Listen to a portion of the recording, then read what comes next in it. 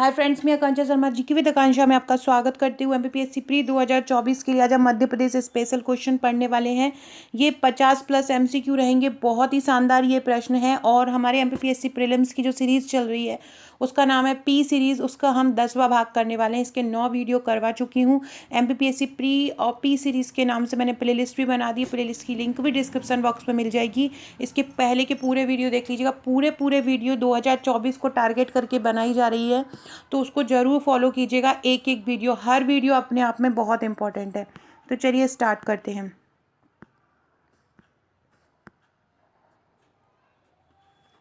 पहला क्वेश्चन है, मध्य प्रदेश सरकार द्वारा तुलसी सम्मान किस क्षेत्र में दिया जाता है? तुलसी सम्मान किस क्षेत्र में दिया जाता है? तो लोक कला के क्षेत्र में मध्य प्रदेश सरकार द्वारा तुलसी सम्मान दिया जाता है और ये पुरुषों को दिया जाता है। इसके अलावा एक होता है अहिल्याबाई सम्मान होता है, वो आदिवासी लोक कला के क्षेत्र में महिलाओं को दिया जाता है। तो ये लोक कला के क्षेत्र में तुलसी सम्मान किसको दिया जाता है? पुरुष को दिया जाता है। इसकी शुरुआत जो हुई थी 1983 से हुई थी तुलसी सम्मान की शुरुआत। और इसमें जो पुरस्कार राशि दी जाती है वो 5 लाख रुपए दी जाती है। और 2022-23 के लिए किसको मिला है? कालूराम बामन। 2021 का अपडेट है ये, अभी लास्ट कालूराम बामनिया को ही मिला है। तो याद रखिएगा तुलसी सम्मान के बारे में ये सभी फैक्ट। लोक कला के क्षेत्र में ये दिया जाता है। शुरुआत 1983-84 में हुई थी। लोक कला में कार्य के लिए इसमें विजेता को पहले 1 लाख रुपए बढ़ते थे, जैसे अभी बढ़ा के 5 लाख रुपए कर दिया है। अगला क्वेश्चन है, कुमार गंधर्व समारोह कहाँ पर मनाया जाता है? कुमार गंधर्व जो थे वो देवास से बिलोंग करते थे, इसलिए यहीं पर ये सम्मान मनाया जाता है। कुमार गंधर्व समारोह कहाँ मनाया जाता है? देवास में मनाया जाता है। ये भारत के प्रसिद्ध गायक थे। 1977 में इन्हें पद्म भूषण मिला था और 1990 में इन्हें पद्म विभूषण मिला था। तो इन्हीं की याद में कुमार गंधर्व उत्सव भी मनाया जाता है, ये भी याद रखिएगा। अगला क्वेश्चन है, कलचुरी राजवंश किस प्रदेश से संबंधित है? कलचुरी राजवंश मध्य प्रदेश से संबंधित है। मध्य प्रदेश में कलचुरी राजवंश की एक शाखा थी। कहाँ पे थी? त्रिपुरी में थी। ये त्रिपुरी कहाँ पर है? ये त्रिपुरी है जबलपुर में। अगला क्वेश्चन है, करेरा वन्यजीव अभयारण्य कहाँ है? करेरा वन्यजीव अभयारण्य मध्य प्रदेश में है। और मध्य प्रदेश में भी कहाँ पर है? शिवपुरी में है। 1981 में इसकी स्थापना हुई थी।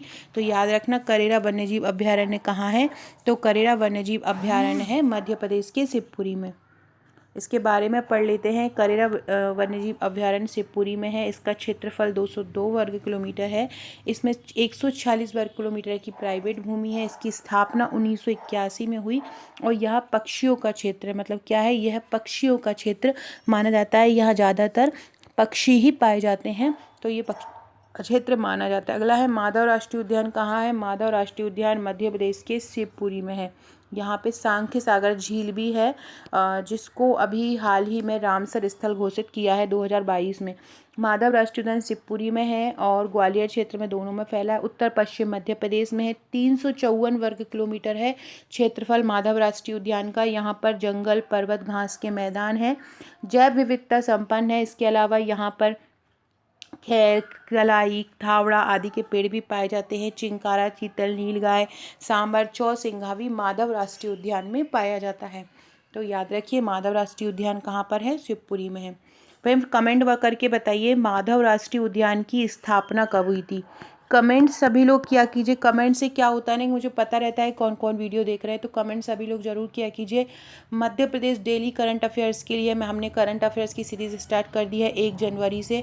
डेली करंट अफेयर्स आपके पास आते हैं रोज़ सुबह से शाम तक की। जो भी मध्य प्रदेश में होता है, जहाँ से प्रश्न बनता है, वो सभी फैक्ट मैं आपको रात को वीडियो लाके एमपी डेली करंट अफेयर्स में कराती हूँ। राष्ट्रीय अंतर्राष्ट्रीय के लिए मैं मंथली वीडियो लाऊंगी, जिसमें आपको पूरा राष्ट्रीय अंतर्राष्ट्रीय 1 मंथ का कवर हो जाएगा। और कमेंट में जो क्वेश्चन मैं पूछूँ वो कमेंट करके ज़रूर बताया कीजिए। और आपको वीडियो कैसा लगता है ये भी बताया कीजिए। तो अभी आपको कमेंट करके मुझे ये बताना है कि माधव राष्ट्रीय उद्यान की स्थापना कब हुई थी। मलाजखंड खान जो है मध्य प्रदेश के बालाघाट में, वो किसके लिए प्रसिद्ध है?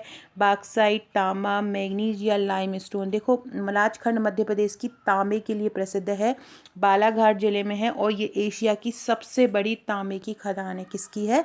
तांबे की। भगोरिया नृत्य किस जनजाति द्वारा किया जाता है? भगोरिया नृत्य भील जनजाति द्वारा किया जाता है, भील जनजाति से संबंधित है। अगला है हिंडोला महल कहाँ पर है? हिंडोला महल मध्य प्रदेश के धार जिले में है। हिंडोला महल कहाँ पर है? मध्य प्रदेश के धार जिले में है हिंडोला महल। और हिंडोला महल को 1425 में हुसंग शाह ने बनवाया था। हिंडोला महल बाज बहादुर महल, हुसंग शाह का महल और जहाज महल धार जिले के मांडू शहर की प्रमुख जगह है। तो ये भी याद रखो, हिंडोला महल को किसने बनवाया था? 1425 में हुसंग शाह ने बनवाया था। आपसे पूछी जाए तो धार जो जिला है वो किस संभाग में आता है? तो धार जो जिला है वो इंदौर संभाग में आता है, ये भी याद रखना। अगला क्वेश्चन है, निम्नलिखित में से कौन सी जगह यूनेस्को की विश्व धरोहर में नहीं है? देखो, खजुराहो के स्मारक हैं, 1986 में इसको घोषित किया था। भीमबेटका के पत्थर शेल्टर भी हैं, इनको 2003 में विश्व धरोहर स्थल घोषित किया था। और सांची के बुद्धिस्ट स्मारक भी है, जिनको 1989 में किया था। विदिशा की जो उदयगिरी गुफाएं हैं, जो 20 गुफाएं हैं टोटल, उनमें उनको अभी यूनेस्को की विश्व धरोहर स्थल में शामिल नहीं किया है। मध्य प्रदेश से ये 3 विश्व धरोहर स्थल हैं। तो खजुराहो के स्मारक कब किया? 1989। भीमबेटका, ये गलत लिखा है, जब खजुराहो को जो किया था 1986 में किया था। सांची को किया था 1989 में और भीमबेटका को किया था 2003 में, जो मैंने ऊपर आपको बताया है। अगला है निम्न पे जानकारी दीजिए। निम्न ये एक आपको बता रहे हैं, आपको ये बताना है कि किस नृत्य के बारे में बात की जा रही है, इसको देख के बताना है। पहला, ये ग्वालियर का लोक नृत्य, ठीक है। ये दिवाली से कार्तिक पूर्णिमा तक आयोजित होता है, ठीक है। नर्तक जो होता है, मतलब जो डांस करता है, वो धोती पहनकर और मोर के पहनावे में नाचते, मतलब मोर जैसे नाचते हैं। ढोलक, मांझ, मजीरा, मृदंग मुख्य रूप से ये बजाया जाता है। तो ये किस नृत्य की बात की जा रही है, ये आपसे पूछ रहे हैं। इसे बुंदेलखंड का यादव नृत्य भी कहते हैं। तो जो बरेड़ी नृत्य है उसे बुंदेलखंड का यादव नृत्य भी कहते हैं, और इसमें मोर जैसा डांस किया जाता है। नर्तक जो है कुर्ता पहन के इसको डांस करते हैं। तो बरेड़ी नृत्य को यादव नृत्य कहा जाता है। ग्वालियर का प्रसिद्ध नृत्य है, याद रखना कौन सा? बरेड़ी नृत्य। बरेड़ी नृत्य को यादव नृत्य भी कहते हैं, ये फैक्ट याद रखिएगा। न्यू है चैनल पर तो चैनल को सब्सक्राइब जरूर कीजिएगा। डिस्क्रिप्शन बॉक्स से व्हाट्सएप, टेलीग्राम, फेसबुक, ट्विटर से जुड़ जाइएगा। अगला है, मध्य प्रदेश का पहला जीवाश्म राष्ट्रीय उद्यान कहाँ पर है? डिंडोरी में है। इसके पहले जब ये गठन हुआ था 1968 में, इसका गठन हुआ तब ये मंडला में था, लेकिन जब 1998 में मंडला से डिंडोरी अलग हो गया था। मंडला से डिंडोरी का जिले का जो गठन हुआ है वो मंडला से अलग होके हुआ है। जबलपुर जिले में ये आते, जबलपुर संभाग में ये आते हैं, और मंडला से अलग होकर डिंडोरी का गठन हुआ था। जब ये गठन नहीं हुआ था तो तब ये मंडला में आता था, लेकिन जब डिंडोरी जिले का गठन हुआ तो ये जीवाश्म राष्ट्रीय उद्यान कहाँ पे आने लगा? डिंडोरी में आने लगा। ये मध्य प्रदेश का पहला जीवाश्म राष्ट्रीय उद्यान है। इसकी स्थापना 1968 में हुई। मध्य प्रदेश का राजकीय नृत्य कौन सा है? माच मध्य प्रदेश का राजकीय नृत्य। मटकी जो है वो मालवा का नृत्य है। मटकी कहाँ का है? मालवा का है। और माच कहाँ का है? मध्य प्रदेश का राजकीय नृत्य है। माच मध्य प्रदेश का राजकीय नृत्य है। मालवा के क्षेत्र में ये प्रसिद्ध है। फूलपति मालवा क्षेत्र में होली के समय अविवाहित लड़कियों द्वारा किया जाता है, याद रखना। फूलपति भी मालवा का है और मटकी भी मालवा का, ऐसे याद रख लो। एक ये मटका है, इसमें माल भरा है और माल के ऊपर फूल भरे हैं। माल के ऊपर क्या भरा है? फूल भरा है। तो आपकी याद हो जाएगा, माल मतलब मालवा, मटकी में भरा है माल और फूल उसके ऊपर है, तो मतलब फूलपति भी कहाँ पे होता है? मालवा क्षेत्र में होली के समय अविवाहित लड़कियों द्वारा होता है। अगला क्वेश्चन है, चंबल नदी पर कौन सा बांध नहीं है? गांधी सागर, जवाहर सागर, राणा प्रताप सागर या इंदिरा सागर? इनमें से कौन सा बांध चंबल नदी पर नहीं है? देखो, तो इंदिरा सागर बांध मध्य प्रदेश में नर्मदा नदी पर खंडवा जिले में है। तो केवल चंबल नदी पर कौन सा बांध नहीं है? इंदिरा सागर बांध चंबल नदी पर नहीं है। बाकी गांधी सागर, जवाहर सागर, राणा प्रताप सागर, ये सभी बांध कहाँ पर हैं? ये सभी बांध चंबल नदी पर हैं। इसके बारे में पढ़ लेते हैं। गांधी सागर बांध चंबल नदी पर मंदसौर जिले में है। जवाहर सागर बांध चंबल नदी पर कोटा जिले में है। और राणा प्रताप सागर बांध चंबल नदी पर रावतभाटा जिले में है, याद रखना। मध्य प्रदेश का राजकीय खेल कौन सा है? मध्य प्रदेश का राजकीय खेल मलखंभ है। 2013 में इसको राजकीय खेल घोषित किया गया था।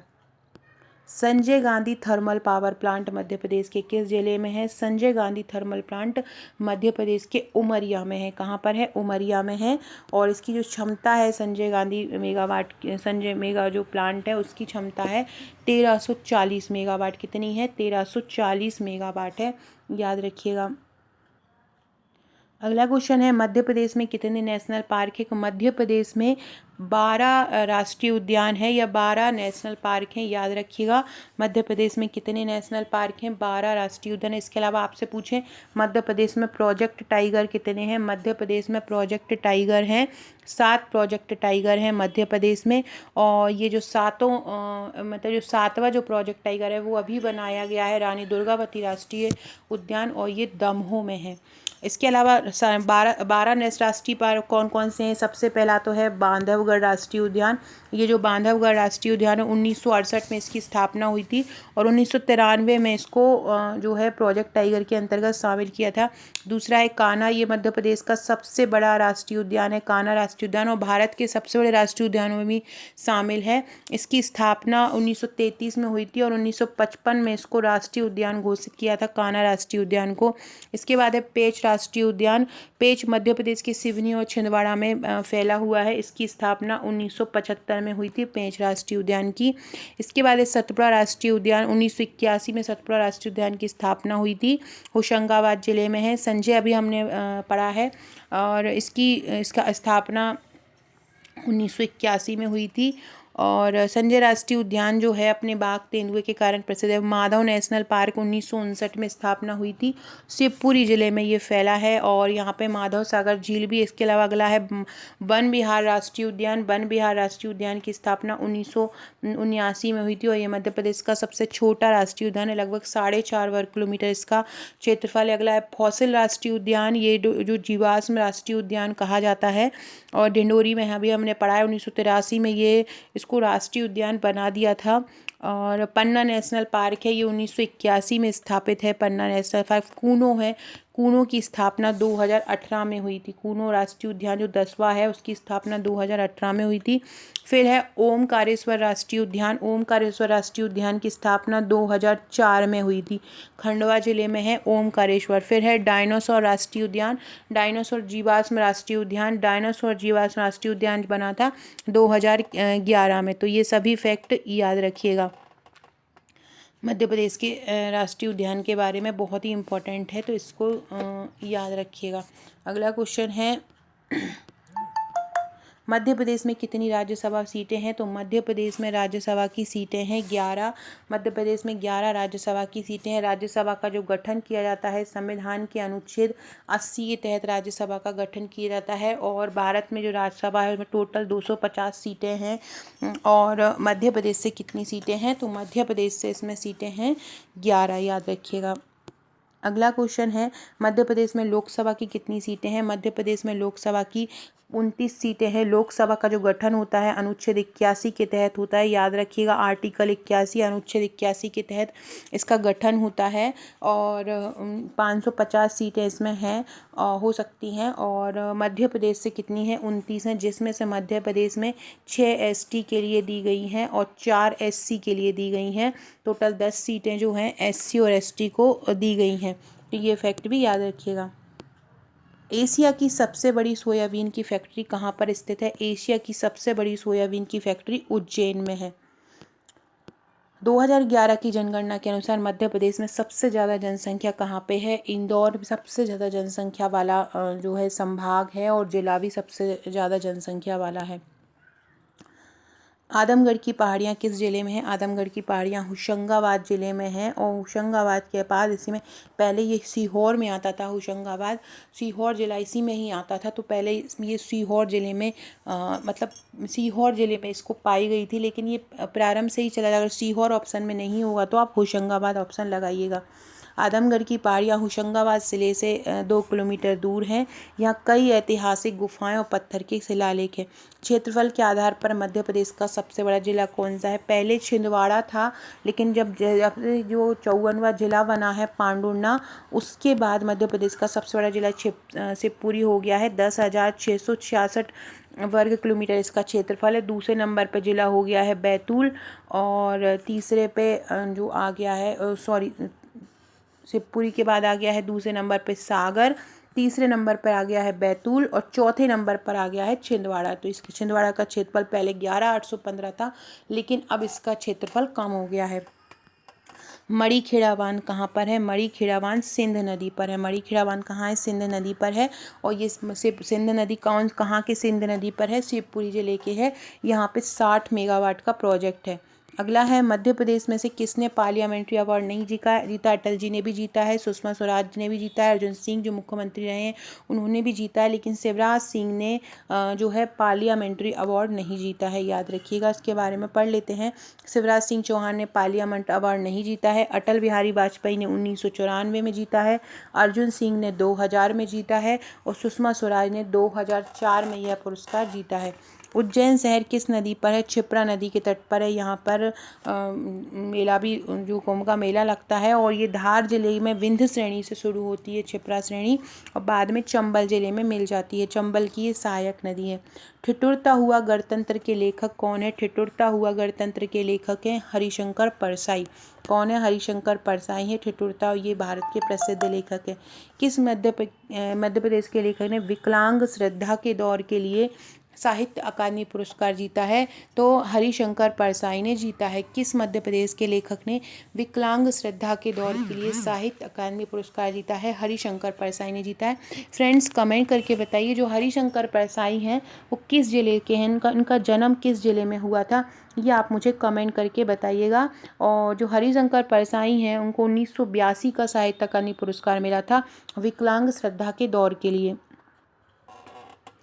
फ्रेंड्स, ये मेरा प्रीलिम्स का पैकेज है। बहुत ही शानदार प्रीलिम्स के नोट्स हैं। जैसे कि हमारा एमपीएससी का जो सिलेबस है वो 10 यूनिट में डिवाइड है।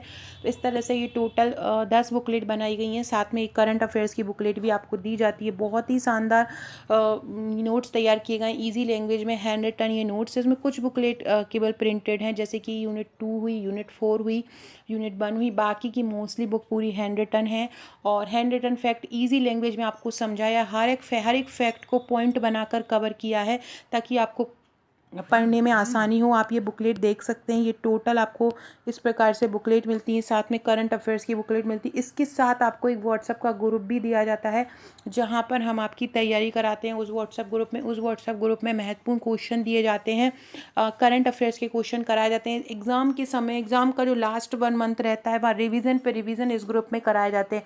ग्रुप आपको हमारी इसी एमपीपीएससी प्री के नोट्स लेने के साथ मिलता है। इन नोट्स के साथ आप हमारा ये 12,000 प्रश्नों का ब्रह्मास्त्र भी लीजिएगा प्रीलिम्स का।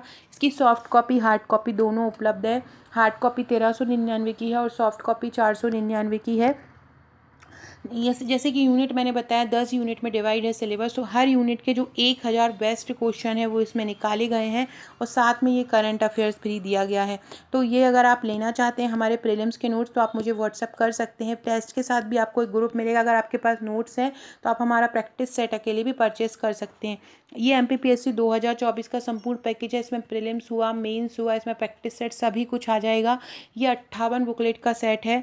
इसमें प्रीलिम्स की 11 बुकलेट मिलती हैं, प्रैक्टिस सेट की 3 बुकलेट मिलती हैं 12,000 एमसीक्यू की, और मुख्य परीक्षा नोट्स की 44 बुकलेट मिलती हैं।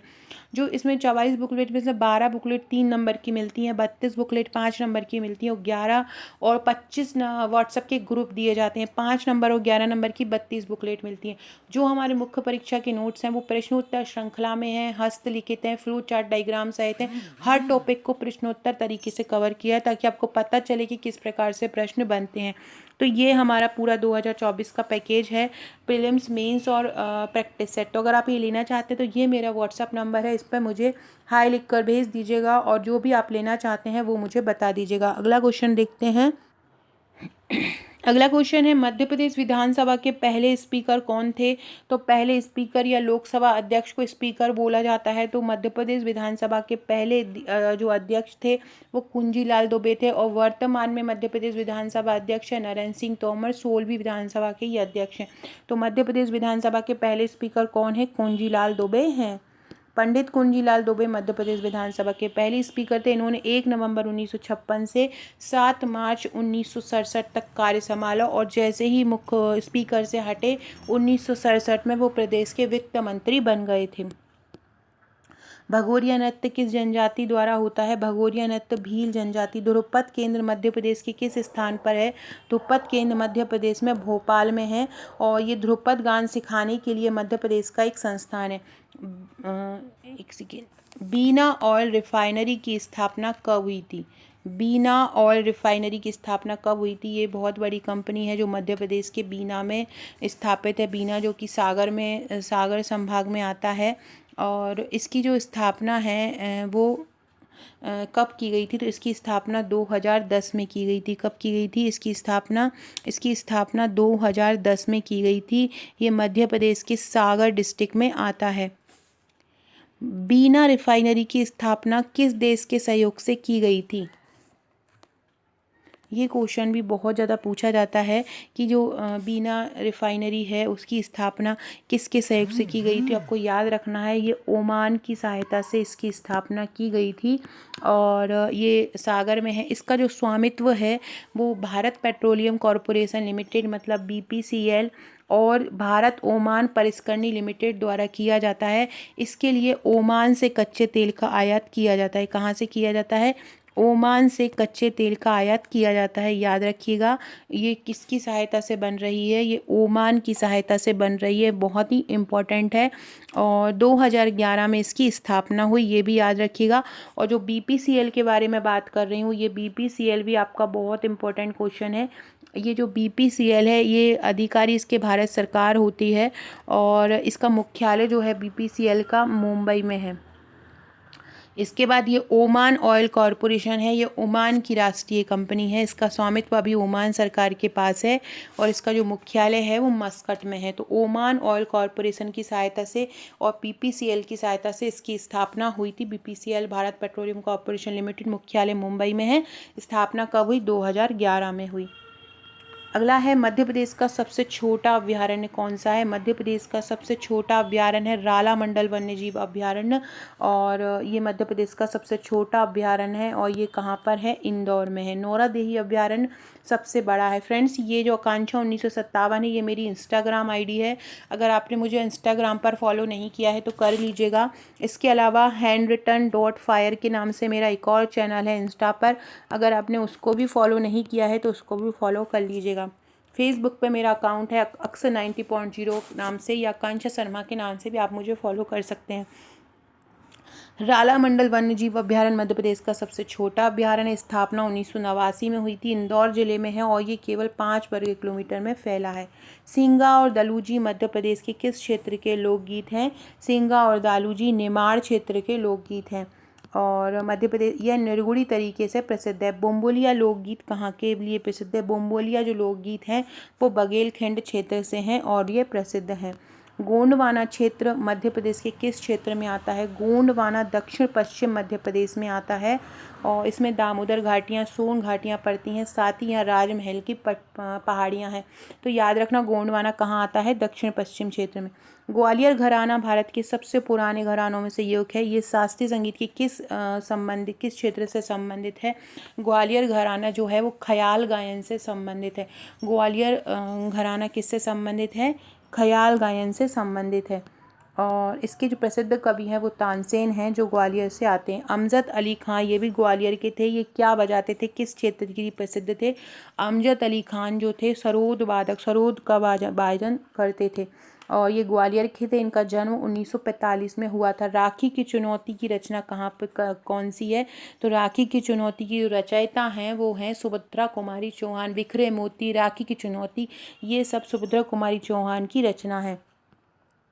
भरथरी लोकगीत मध्य प्रदेश के किस क्षेत्र में होता है? भरथरी जो लोकगीत, इसको भरथरी लोकगीत भी बोलते हैं। तो ये कहाँ पर है? ये मालवा का। भी हमने पढ़ा था कि एक मटकी है जो मालवा का नृत्य है, उसमें माल भरा है इसमें, उसके अंदर उसमें फूल भी भरे हैं, तो फूलमती हो जाएगा। और भरथरी इसमें भरे हुए हैं मटकी में, तो इससे भी आपको याद रखना ये भी मालवा का गीत है, भरथरी गायन। हरदौल की मनौती किस क्षेत्र का लोकगीत है? हरदौल की मनौती बुंदेलखंड का क्षेत्र है, बुंदेलखंड का लोकगीत है। गोटमार का मेला कहाँ पे लगता है? गोटमार का मेला छिंदवाड़ा में लगता है। वर्तमान में छिंदवाड़ा से अलग होकर 54वां जिला बना है पांडुर्णा। इंदौर घराना किसने स्थापित किया है? इंदौर घराना उस्ताद आमिर खान ने स्थापित किया है। महाराज विक्रमादित्य की राजधानी मध्य प्रदेश में कहाँ पर है? उज्जैन। विक्रमादित्य से याद आया, मैंने कल आपको एक करंट का क्वेश्चन पढ़ाया था कि मध्य प्रदेश सरकार ने 68 साल पुराने जो विक्रम संवत कैलेंडर है, जो कि चंद्रगुप्त विक्रमादित्य ने उज्जैन में लागू किया था, वो विक्रम संवत कैलेंडर को दोबारा से चालू किया था। इसको 68 साल पहले जवाहरलाल नेहरू ने बंद कर दिया था, 68 साल पहले, और तब से हमारे यहाँ केवल शक संवत वाला कैलेंडर चलता था। लेकिन आज इस साल से विक्रम संवत वाला कैलेंडर जो है वो आने लगा। ये अभी इस मोहन यादव की सरकार ने लॉन्च किया। विक्रमादित्य उज्जैन के क्षत्रिय राजा थे। उन्होंने शकों को खदेड़ा और विक्रम संवत की शुरुआत की। इसके बाद उन्होंने विक्रमादित्य की एक उपाधि बनाई। बैजू बावरा की समाधि कहाँ है? अशोकनगर के चंदेरी में बैजू बावरा की समाधि है। बैजू बावरा का जो असली नाम था वो बैजनाथ मिश्र था। वो एक महान संगीतज्ञ थे। उनका निधन 1610 में हुआ। उनकी समाधि चंदेरी में है। Lakshmibai national education of physical education Madhya Pradesh में कहाँ है? Lakshmi national institute of physical education, ये मध्य प्रदेश के ग्वालियर में है। और 1957 में इसकी स्थापना हुई थी। और भारत सरकार का ये संस्कृति और शारीरिक शिक्षा का एक अच्छा संस्थान है। कौन सा जिला है जिसकी सीमा राजस्थान से नहीं मिलती? गुना राजस्थान से मिलता है, नीमच मिलता है, मंदसौर मिलता है। अलीराजपुर की सीमा राजस्थान से नहीं मिलती है, ये गुजरात से मिलती है। अलीराजपुर की सीमा किससे मिलती है? गुजरात से अलीराजपुर की सीमा मिलती है। मध्य प्रदेश का सबसे लंबा प्रादेशिक मार्ग कौन सा है? राजकीय राजमार्ग बोल रहे हैं, स्टेट हाईवे, तो ये है SH19। ये इस मध्य प्रदेश का सबसे लंबा प्रादेशिक मार्ग है और ये 743 किलोमीटर है। उत्तर प्रदेश के जैतपुर से मध्य प्रदेश होते हुए महाराष्ट्र के नागपुर तक है। फ्रेंड्स, नेशनल हाईवे पे मैंने ट्रिक द्वारा एक वीडियो बनाया है, दो बार बना चुकी हूँ मैं। इस पे ये आप तो यहाँ से फॉलो कर सकते हैं, वहाँ से आप फॉलो कर सकते हैं। सॉरी, निम्नलिखित में से कौन सा हाईवे मध्य प्रदेश से नहीं गुजरता है? NH3 भी गुजरता है, 12 भी गुजरता है, 75 भी गुजरता है। NH4 जो है मध्य प्रदेश से नहीं गुजरता। और ये पुणे, मुंबई, बेंगलोर और चेन्नई से गुजरता है। मध्य प्रदेश का कौन सा जिला मैंगनीज अयस्क के लिए प्रसिद्ध है? बालाघाट जिला मैंगनीज अयस्क के लिए प्रसिद्ध है। सो फ्रेंड्स, ये थे हमारे आज के 50 क्वेश्चन। आशा है आपको वीडियो पसंद आएगा। अभी क्वेश्चन अच्छे लगे, ऐसे और क्वेश्चन चाहते हैं तो चैनल को सब्सक्राइब जरूर कीजिएगा। P सीरीज़ फॉलो कीजिएगा, हमारा MP daily current affairs follow कीजिएगा। ये सभी आपको बहुत पसंद आएंगे। Okay friends, thank you.